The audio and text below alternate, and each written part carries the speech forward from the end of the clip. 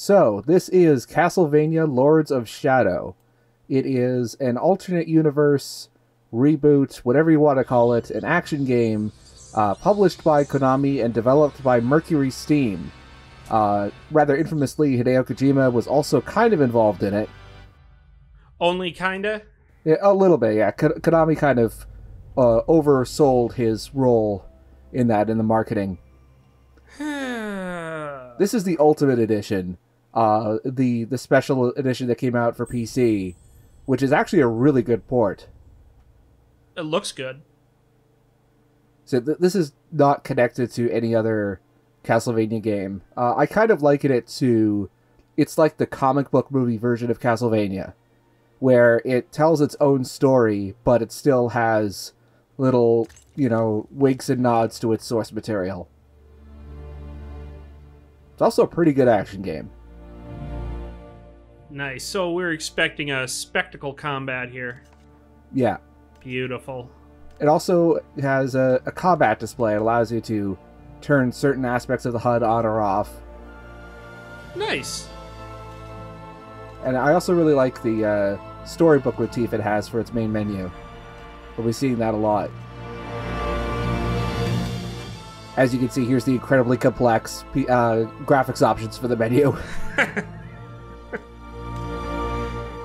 Graphics on, graphics off. Oh, wait until you see the second game of the series. It's even worse. We're going to be playing on Warrior, which is the normal difficulty. Okay. A storm is coming. Mankind faces ruin and despair. The world as well as a mix of sun and cloud for the next 5 days. We go about our daily lives never knowing... Expect temperatures to drop. Wear a jacket. This has been your daily forecast. Back to you, Mr. Lee. This night, in the year of our Lord 1047, marks the beginning of our journey together. A journey into darkness, into madness. I watch him from the shadows. He's a little difficult to see or track properly, as you might imagine. He will be tested to the very limits of human endurance and beyond. They got a problem, man. Their paper is scrolling. He rides looking for the old gods, armed with an amulet that has led him here. Tonight, he will begin his journey into oblivion. So before every level, Sir Patrick Stewart gives us a little speech. And he actually has a character in this game. We'll be meeting him a little later. Oh, Captain, my Captain. The struggle for supremacy is eternal, inevitable. Victory is the natural objective of every creature on this world. Except for the loser rabbit. For their kind to dominate. That rabbit isn't dynamite. Equilibrium. I still haven't forgiven Film Brain for shit-talking that movie.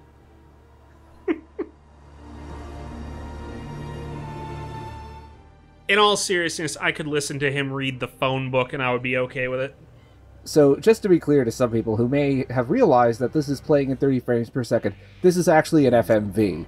Most of the cutscenes are not like this. It only happens when the game has to change scenery, because the Mercury engine, which is the engine this game runs on, it can really only handle one major location at a time.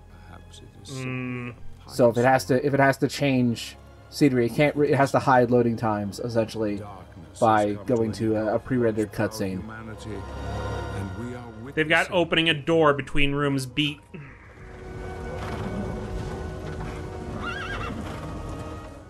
Well, this guy certainly has the back of a protagonist. I'm the only one dressed in red with a hood. I sure hope that this horse survives to the end of this video. Altair, what are you doing here?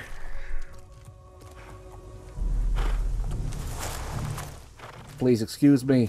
I'm here to check the gate. Yes, that looks like a very nice gate you got here.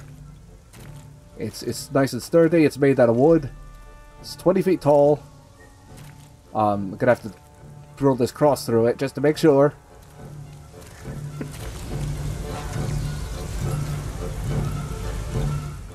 I haven't showered in 3 days. I need to wash my hair. Oh, great. It's my extended family. I haven't seen them in 12 weeks. Welcome to combat in Lords of Shadow. So, it's pretty standard 2-button combat. X for direct attacks, and Y for area attacks. And actually, it's even stranger than you might think, because the Y attacks are... because you have a whip, obviously, since this is Castlevania, it's the Y attacks are even weaker than you might expect from a ranged attack. Anyway, that's a health font. You just go up to it and use it to replenish your health. Oh, the Wolfen are angry. I should also point out that this tutorial level is actually a lot harder when you first play it, because the moves in each tutorial section, they only get unlocked as they become, or as they get introduced in the tutorial. So right now, I don't have the ability to block or dodge at all. Aww.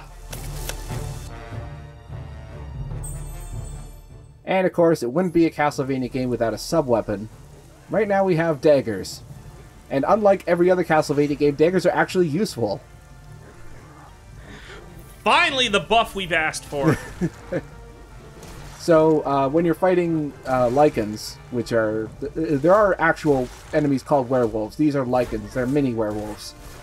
But every enemy, as we'll see later, has a unique weakness and strength against certain sub-weapons. And also you can grab enemies. And you just have to do a little QTE. Instead of actually pressing a button, you have those little white circles. And you press any button when you're inside, when the two circles meet. So QTE, just not press X to not die.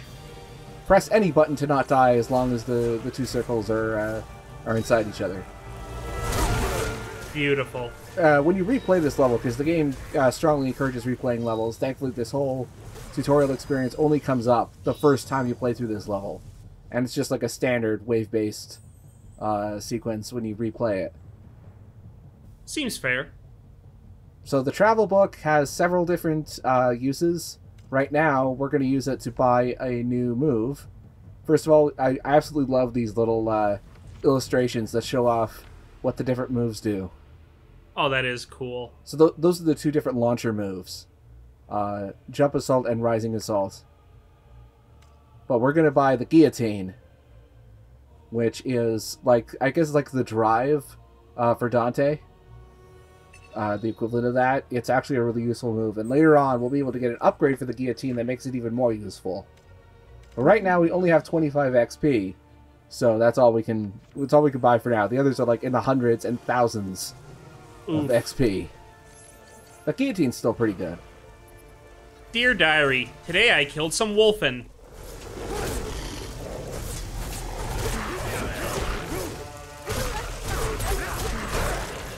Looking back at some of this footage, which I recorded quite a while ago, I'm just kind of surprised at my bad gameplay here.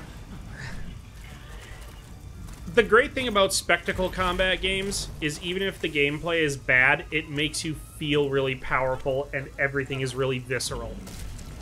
That is most certainly true.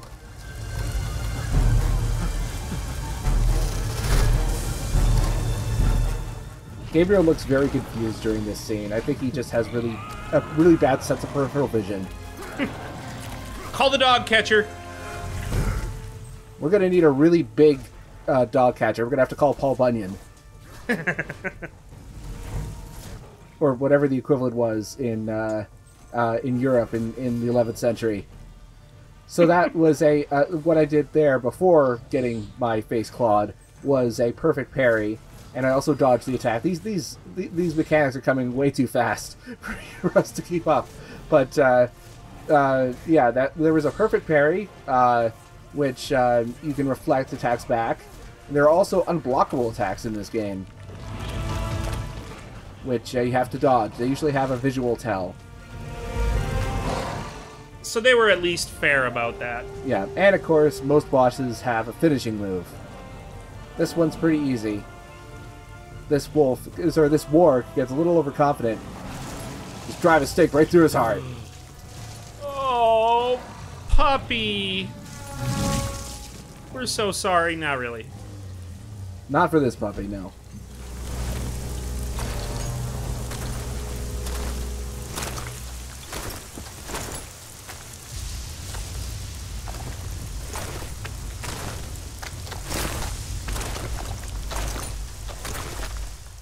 Please don't kill me. Who are you? I'm just the janitor. I am Gabriel. I have traveled here seeking the Guardian of the Lake.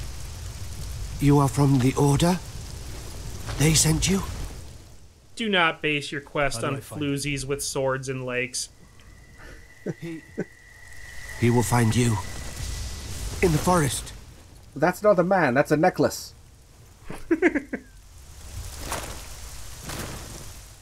Gabriel was always bad at anatomy.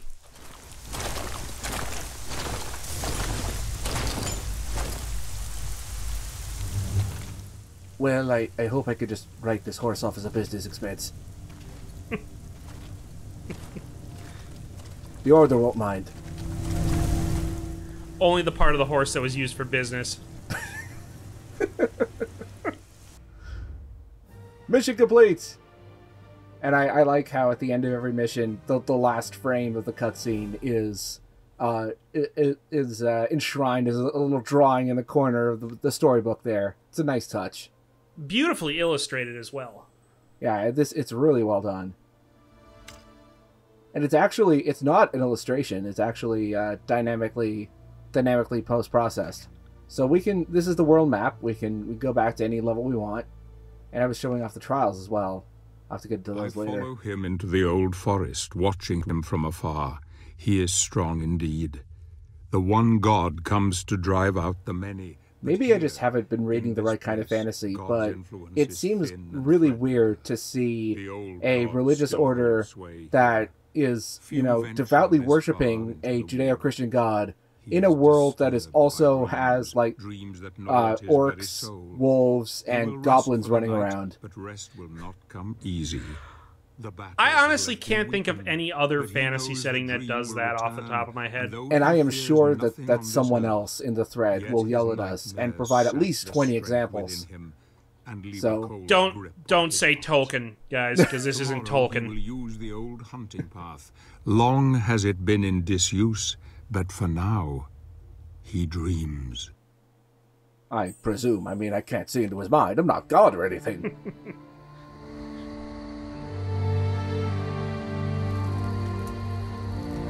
What motivates a man to confront the challenges that most of us would run from? Money. Him to Either that or 100% completion. him to defeat and death.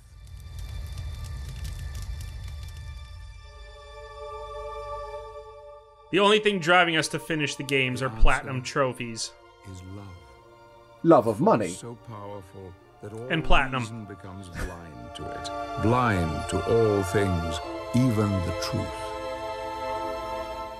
So, one thing that's going to become apparent is that Loss of love. even though this game started out surprisingly as a remake of the first Castlevania, which very quickly went off track, this game borrows a lot from the PlayStation 2 Castlevanias thematically.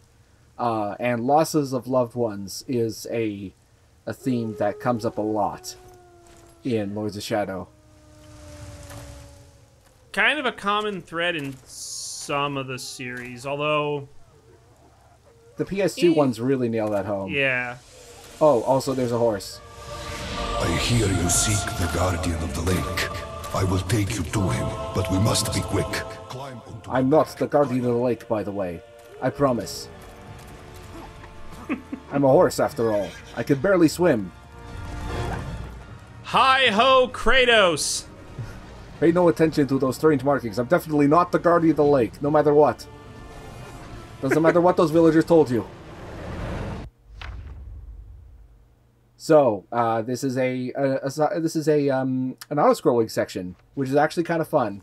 Pretty short, but also kind of fun. There's only 2 enemies to fight here, but it's a pretty intense battle. And I also like how it's still like kicking dust up on the camera, and there's a little bit of jitter cam as well. And you also get unique QTE finishers depending on the different states that the enemy is in. Like, for instance, whether there's still a Lycan riding the warg, or if there is a warg, or if the warg is riderless, and like whether Gabriel is. I think various states depending. How did you not see that coming, Gabriel? Seriously. Whoops. Also, if you're speedrunning this, you can just deliberately fall off the horse and skip all that. Which I think is kind of interesting. So that's a perfect parry, which is what I thought it was introducing earlier with the warg mission. That was just introducing the ability to block normally. I got it mixed up. Anyway, we're going to pick up a life gem from a dead Order Knight earlier. He doesn't need it anymore. Yeah, it's basically a heart piece. So these Lycans are no match for us at this point. We're just going to beat them up. I mean, they explode. They're gooey. So yeah, like as I was mentioning before, each enemy has certain strengths and weaknesses to different sub-weapons. It's not going to become really apparent at this point since we only have the dagger, but once we start getting different sub-weapons, it becomes managing the different types of sub-weapons and remembering which enemies are weak to which ones and strong to which ones as well. So it's the intellectual parry that comes along with some of these games. I wouldn't go that far, but it is a pretty interesting system.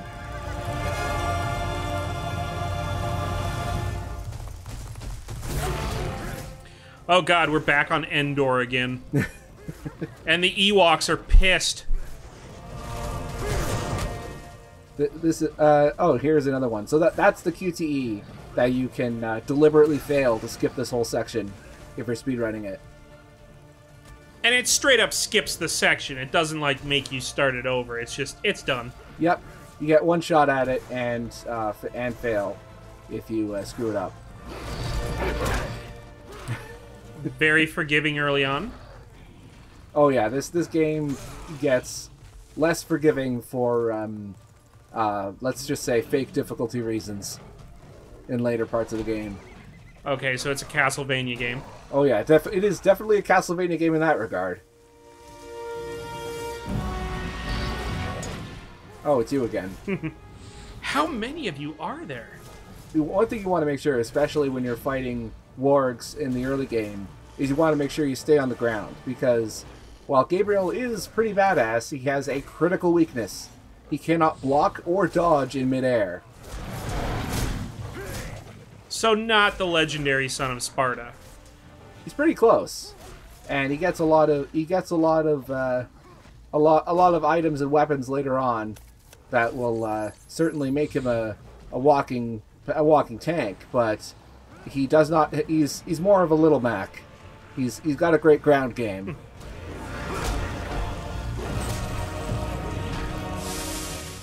I was just trying to make sure I got over to that health font. Yeah, don't mind us. Just kind of stand there while we refill our health. All right, the beating resumes. Yeah, there is one move which I will show off in the next video that allows you to get back to the ground very quickly when you're in midair, but it doesn't allow you to actually dodge or block any attacks. More of a poor man's dodge. I also really like this cutscene coming up here.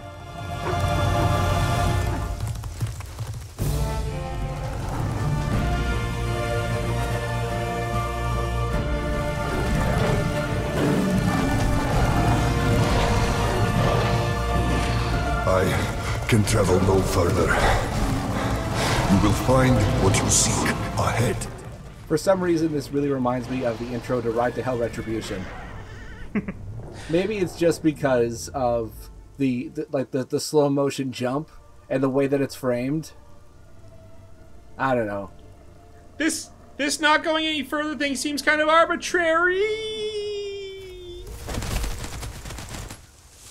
Oh, stuck the landing.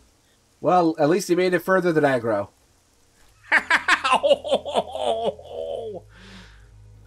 Sorry, not sorry for that joke. Oh. I'm still choked up about that, but bravo. And then we decide to travel the world, apparently. There's never really an established world map for this game. just suddenly it's Indiana Jones.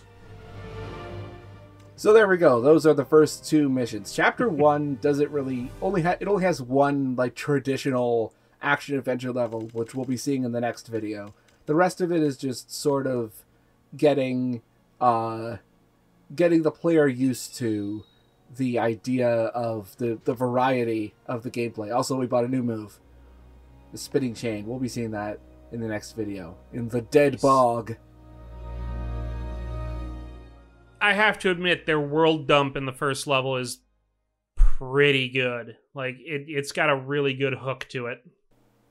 Well, you'll be as you'll be seeing in the next video, we'll actually have a proper level for once, and it'll be pretty good, I think. So, I look. Okay, that's not a number I recognize. We could keep going. Dracula right. phone. See, that was Dracula. He's annoyed as to why he hasn't showed up yet. I mean, this is a Castlevania game. Where the hell's Dracula? We will be seeing Dracula later, I promise.